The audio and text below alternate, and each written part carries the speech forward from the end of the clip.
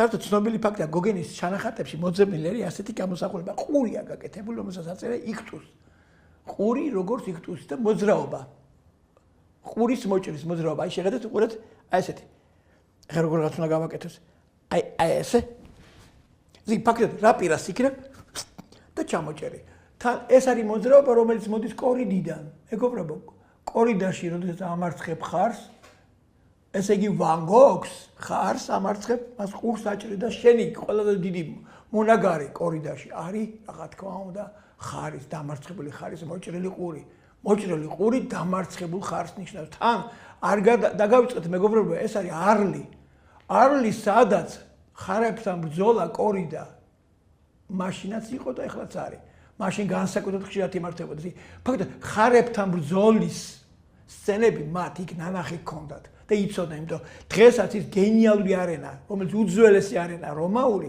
დღესაც გამოიყენება ხარების ფაქტობრივად კორიდის თამაშობებისათვის და ყურის მოჭრის კულტურა წყალებში რა თქმა უნდა ძალიან ნაცნობი და ახლობელი იყო ამ ჩვენი ორი გენიალური მხატვრისთვის არ გამოირიცხება არავითარ შემთხვევაში რომ დაამარცხა გოგენმა რაღაცა ემოციაში აღზევებული და გადარეული ჭკუადაკარგული ხარი მოჰკვეთა მას ყური მაგრამ როგორც კი გონებაზე მოვიდა გოგენი სწრაფად წავიდა ხო ამ გოგმა არაფერი თქვა ერთ-ერთი რაც მოახერხა ბალიზე ყური დადო რათა სისხლის დენა შეეჩერებინა ნუ არის ესეთი ლეგენდა რომ ყური გადაცა რახელს არ ვიცით მაგრამ ფაქტი ისაა რომ ყურის მოჭრა პირდაპირ უკავშირდება ეგრეთ წოდებულ კორიდას რიტუალს დამარცხებული ხარის ყურის მოჭრა აი რაღაცა უცნაური აზრია ხო სულ ცდილობდა გოგენი რომ ამ თემაზე არ ელაპარაკა ისიც კარგად იცოდა რომ ვან გოგი მას უნახავდა ნამოს პირდაპირ გაგებით არასდროს ვინსენტი მას ჭყალებში არ ჩაუშვებდა და არ ჩაუშვია არასდროს არც უფიქრია ესე წარმოდით პირდაპირ ვამბობ გოგენმა ჩვენი ამ აზრიდან გამომდინარე რეალურად ჭიდილში დაამარცხა ხარი ვან გოგის სახით სტიქია დაამარცხა და თვითონ სტიქის კაცი იყო ნუ შემდგომ რაც ხდება ყველასთვის გასაგებია მე აღარ ვლაპარაკობ ხო რამდენი დეტალი აქვს მოსაყოლი ვერ წარმოიდგეთ მე ხდება ჯერ თვითონ არლის საავადმყოფოში იქ საერთოდ უმძიმეს მდგომარეობაშია შემდგომ ხდება სან-რემის კლინიკაში რომელიც ადრე იყო ფსიქიატრიული კლინიკა და რომელიც თეოფილ პეირონის კურნალობის ქვეშ საშინელი კურნალობის მეთოდი იყო იმ პერიოდში შეიძლება თავისთავად გათოკვა, გაკოჭვა და მე ცივი და ცხელი წყლის მონაცვლეობა არ ვიცი რა დღეში აგდებდნენ საწყალბიჭს მიუხედავად ამისა იგი მაინც მუშაობს, ხატავს და რაც ყველაზე მთავარია უნდა გოგენთან ურთიერთობის განახლება. გოგენი ბრეტანში მიდის, იქ თავის უბედურება ემართება ბრეტანში, ჩრდილოეთით, საფრანგეთი ფეხს მომამუტრევენ იქ საშინელებები ხდება მის თავს, მაგრამ ნუ გინდება რომ მას გააჩნია ეპილეფსიური შეტევები, ეპილეფსია კი მოგეხსენებათ შეტევითი ხასიათით გამოირჩევა, მაგრამ თლად ეპილეფსია არ არის, უფრო მეტად შემდგომ უკვე დადგინდა რომ ეს არის მანიაკალური დეპრესიული ფსიქოზის ფორმა. და სან-რემიში მას აქვს საშუალება ეტიუდებიც კი აკეთოს, იმიტომ რომ გაუკეთებს თეო მას ისე რომ მას ორი ოთახი აქვს იქ. ერთ ოთახში ძინავს, ასე კურნალობენ, ძალიან ცუდად ყვებავენ, მაგრამ ჭამს როგორც შეუულია და რაც ყველაზე მთავარია, აკეთებს იმას, რომ გააკეთოს მუშაობს. საოცრად ბევრს მუშაობს. გარეთ გასვლა შეუულებელია, მისი პალიტრა მუქდება და იწყებს რაღაცა ხეები ასე მოძრაობას. ნუ ქუჩაში გასვლის შეშინია, მარტო გასვლა მით უმეტეს. რამდენჯერმე შეტევა დაემართა, ერთხელ თავის მოწამლას გადაწყვიტა, მაგრამ ეს არ იყო თავის მოწამლა, ჩაუთვალეს რომ თავს იკლავდა. არა, მეგობრებო, თავის მოკვლა იყო მუშაობის დროს აი ტრანსში შევიდა პირდაპირ, ტრანსში შევიდა, უბრალოდ ექსტაზში შევიდა, საღებავი პირში ჩაისხა. ეს იმიტომ კი არა, რომ საღებავი თავის მოკვლა უნდა და არა, საღებავს კოცნიდა, მეგობრებო, საღებავს კოცნიდა. აი იმდენად უყვარდა, რომ საღებავი მის ორგანულ ნაწილად აქცია. და მე შეიქმნა თელი მითი იმასთან დაკავშირებით, რომ თავს იკლავდა უკვე აი სან-რემიში. არა, იგი საღებავს ეფერებოდა, საღებავად უნდა ქცევა, იმიტომ თვითონ ბოლომდე გადმონთხეულიყო თავის სასურველ სიტყვას არს კიპარისებს ხატა და კიპარისებს, რომელიც მიწიდან ამოვარდნილი, ამოხეთქილი შავი ცეცხლი იყო, ხოლო ზევიდან ვარსკვლავით ის ნათელი ჩამოდიოდა გაიხსენეთ ორი დიდი კიპარის შავი და ტრიალებზეცა ვარსკვლავებით ლიერად ეს იმ პერიოდში ხატება მეგობრებო წარმოუდგენელი რაღაცები ხდება ეს ფაქტობრივად დეტალში შედის ისე ვის შეუძლია დეტალში შესაძლებლობა ხის ქერქს ისე დაგიხატოს ხის ქერქობა მოგინდება არამ თუ საღებავად გწევა ისე დაგიხატოს ბალახის პატარა რა ვიცი აი ადგილ ბუჩქს არ ვქვია ბუჩქი გაოგნდები შესვლა გინდა ისე გზნობა აქვს თითქოს გელაპარაკება ან და რა თქმა უნდა მისთვის ერთ-ერთი ყველაზე ტრაიკული და ძალიან დამაფიქრებელი მომენტი როცა ჩდება როცა მისი ძმა თეო მოწერს რომ მე ცოლის მოყვანას ვაპირებ ეს არის იოჰანა ბონგერი მის მოყვანას ვაპირებ და არ გეწყინოს ჩემო ძმაო მე გადავწყვიტე ოჯახის შექმნა დაიბნა ბიჭი ვინსენტი მან ვერაფერი ვერ შეძლო თავის ხატრობა არაფერთ მიაჩნია გოგენი გადარია დამარცხდა მასთან ჭიდილში ძალიან ცუდად არის მაგრამ რასეცამს ძმამ ცოლი უნდა მოიყვანოს რამდენიმე ხანში იოჰანა მის წერს-წერილზე ეტყვის ვინსენტ იოჰანას მისი ზალი მე 4-5 თვის ფეხმძიმედ ვარ და ალბათ ბიჭი გაგვიჩნდება და თქვენ სახელს დავარქმევთ. ამას უგად არია, შეტევაზე მოდის. მაგრამ ფაქტია, კი არ შურს. თავის ხელმოწარულობას უყურებს. გახსოვთ მე რომ ვილაპარაკე და თქვი იმასთან დაკავშირებით. კალვინის რო ეხებოდა საქმეში წარმატებულობა ღმერთის გარჩეულობებში აისახება, ხო? თვითონ არაფერი არ არის. მის ხატრობაზე საერთოდ რაზეა ლაპარაკი, საერთოდ არძღილს ლაპარაკი, იმიტომ თვითონ თulis რომ ვერაფერი ვერ გააკეთა. თუმცა რა თქმა უნდა, ამ პერიოდში ეს უნდა ვახსენო, ალბერ ორიე წერს მასზე წერილს, ძალიან კარგ წერილს. ახლა ბევრმა ხალხმა არ ნახა, მაგრამ ეს წერილი დედამისმა წაიკითხა, ვან გოგის დედამაც წაიკითხა, მისმა დამ ვილემინამ წაიკითხა, ნათესავებმაც, მისმა სადაც საოცრად დაინახა ორიე მისი მხატვრობაში. არ იცნობდა საერთოდ, მაგრამ დაინახა. რეაქცია არ გამოგწონთ ახლა ვან გოგის საოცრება და აქ არის საავადმყოფოშია. მან ის კი არ დაწერა, რასაც მე ვაკეთებ, არამედ ის დაწერა, რაც უნდა გავაკეთო და რასაც ვერ ვაკეთებ. პარადოქსია. ფაქტობრივად, ჩემზე ის დაწერა, რასაც ვერ ვწდები და არა ის, რაც მაქვს გაკეთებული. პირიქით, მე ვთხოვ, რომ აღარ დაწერო და მიწერა კიდევ წერი, რომ აღარ დაწეროთ, იმიტომ რომ მე ეს მაწუხებს, იმიტომ რომ მე მაგას ვერ ვაკეთებ. თქვენ რაც დაწერეთ, მე მინდა ეს გავაკეთო, მაგრამ არ გამოდის. და მით ეს არ გამოდის მხატვერთა ერთად ყოფნა. მხატვრები ერთად ვერ არიან, ვერ გამოვლენ, ვერ იქნებიან. გაოცდა ხალხი, მაგრამ რეალურად ვან გოგის ვან გოგია რომ არ იყოს გამოოცებელი ამ პერიოდში იაკეთებს თავის რამდენიმე ავტოპორტრეტს და ამას უნდა შევეხო, აუცილებლად გამაოგნებელი ავტოპორტრეტია მისი ერთ-ერთი. ხო, ეხლა დამავიწყდა მე თქვა. ეს ყველაფერი ხდება 1898 წელს. მეგობრებო, ჩემის აზრით 1898 წელი საფრანგეთის სამხრეთში ქალაქ არლში არის კულტურის გარდამტეხი წელი. იმიტომ რომ ვან გოგი ქმნის თავის 200 შედევრს. 1898 წელს ეს არის უდიდესი წელი მსოფლიო კულტურის ისტორიაში. საერთოდ ქრისტიანობის და ქრისტიანული მხატვრობის ისტორიაში და ზოგადად ისტორიაში. ხოლო 1899 წელს იგი აკეთებს თავის რამდენიმე ავტოპორტრეტს და ერთ-ერთი რომელიც პირად კოლექციაშია. მოიასამნისფრო ლურჯი ფონია. თვითონ 3/4 იყურება, თვალები მწვანე, წითელი თმები, ჭტილი მწვანეა, ღია მწვანეა. განათება გვერდიდან ხდება. პალიტრა უჭირავს, აი შაბაღაუჩებული, თითქოს არავინ წაართვას. პალიტრაზე წაღებავით, ასე ისი ახლოს არის პალიტრა მის ხეულთან, შღალწვერთან. როგორც ამას ჰანს მემლინგი მისი დიდი წინაპარი აკეთება ახლოს აწეული. ისე გნობა გუნთან აქვს და კიდე პირიქით პირთან აქვს, ახლა თითქოს საღებავის ენა უნდა გაუსვას, არ ვიცი, როგორ გიყურებს თავისი მწვანე ცისფერი თვალებით.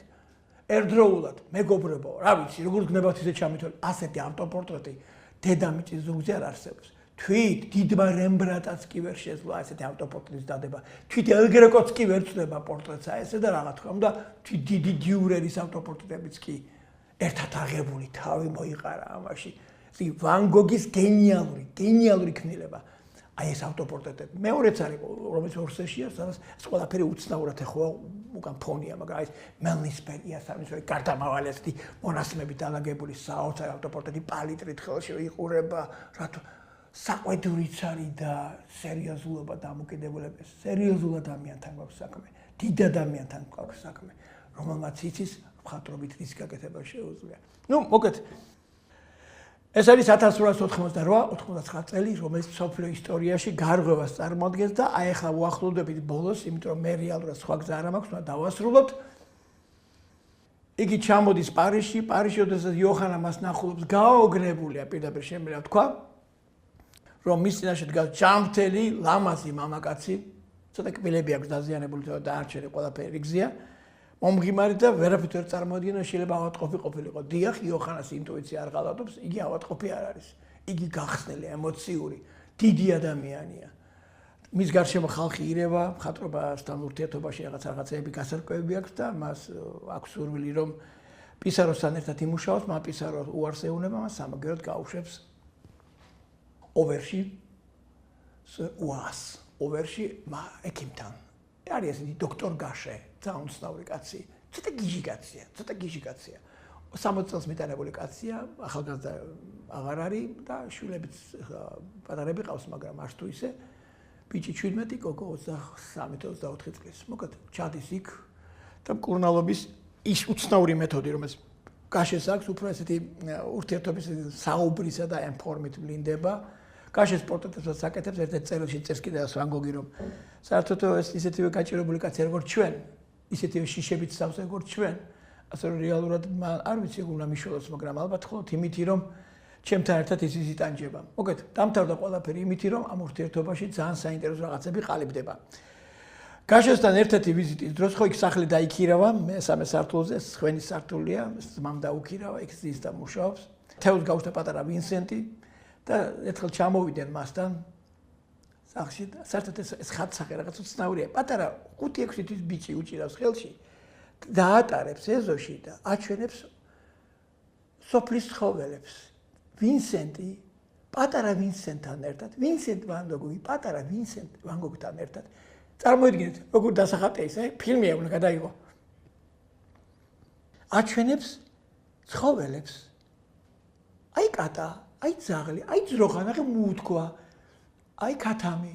მამალი გამოეკიდა შეეში და თვითონ მოკვდა ვინსენტი სიცილით. ბავშვი ტიროდა, მაგრამ აი წარმოვიდგინე რა არის. და მახსენდებოდა ხოლმე. ღამე, როცა ვარსკვლავებს ხატავდა, კაფის ვარსკვლავებს, საერთოდ გადიოდა ხოლმე ქალაქგარეთ, ხო, რონას, დინარია რონა, გადიოდა. თავის ჭილის ქუდზე სანთლები ქონდა დამაგრებული, ტინო გაენათებინა და ვარსკვლავებს ხატავდა. ეს ორი ხატსახეს ვერ ვიშორებ.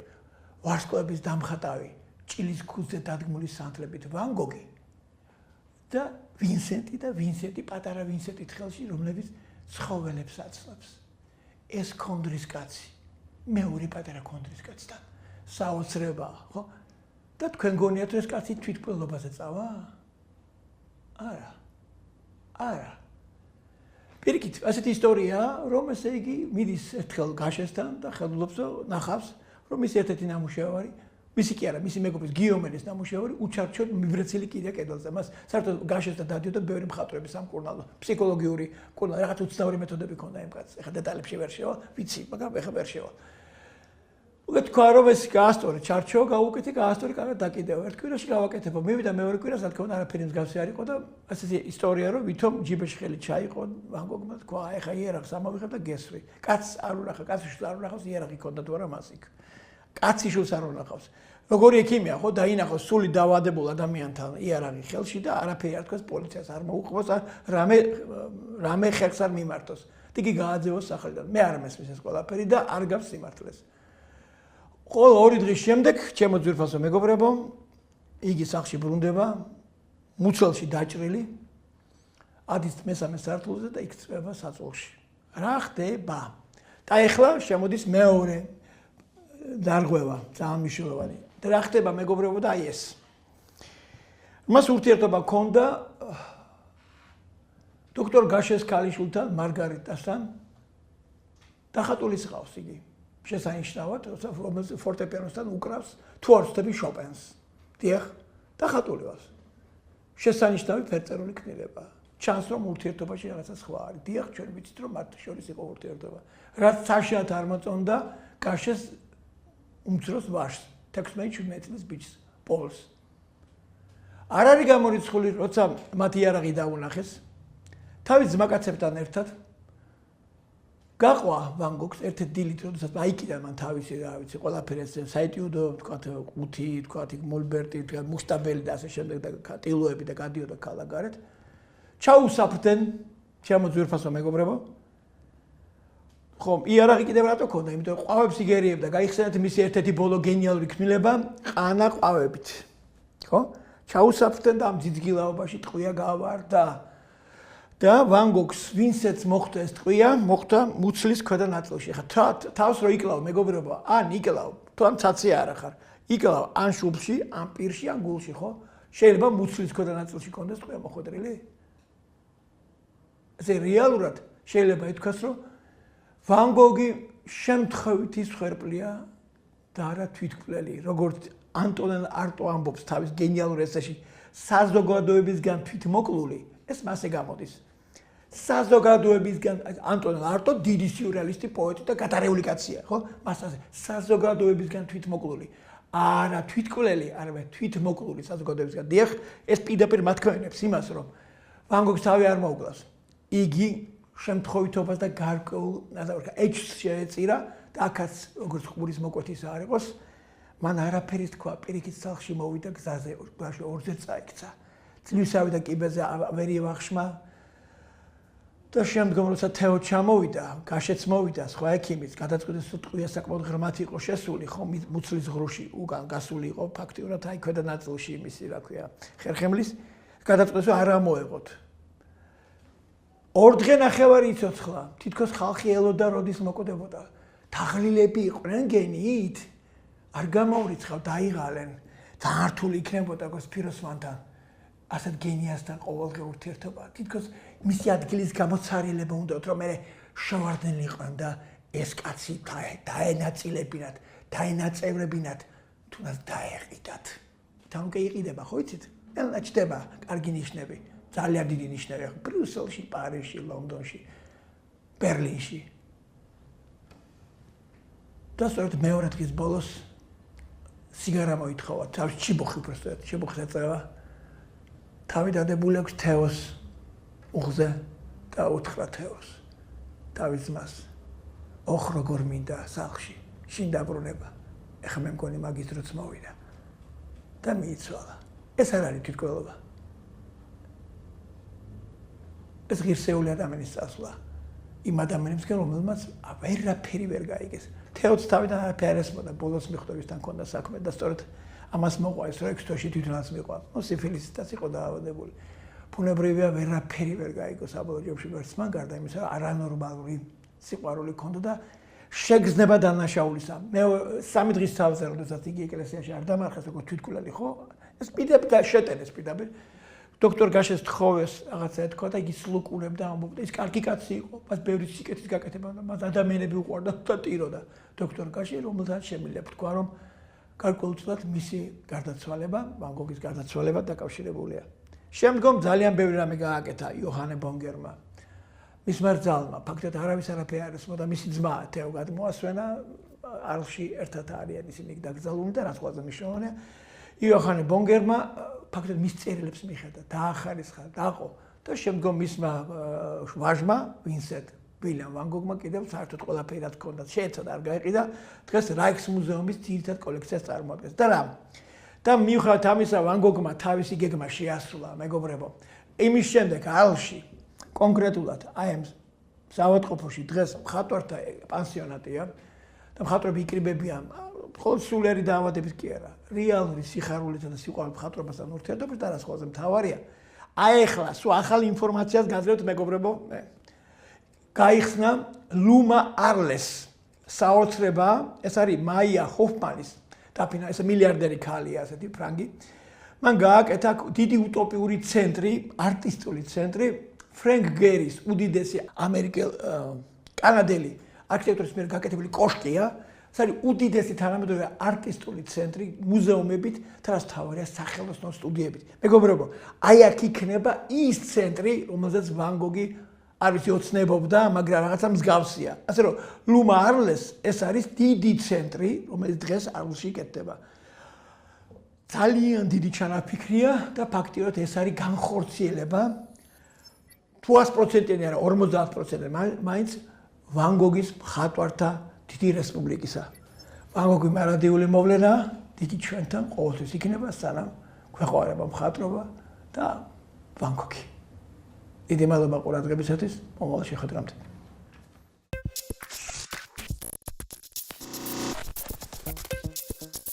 you.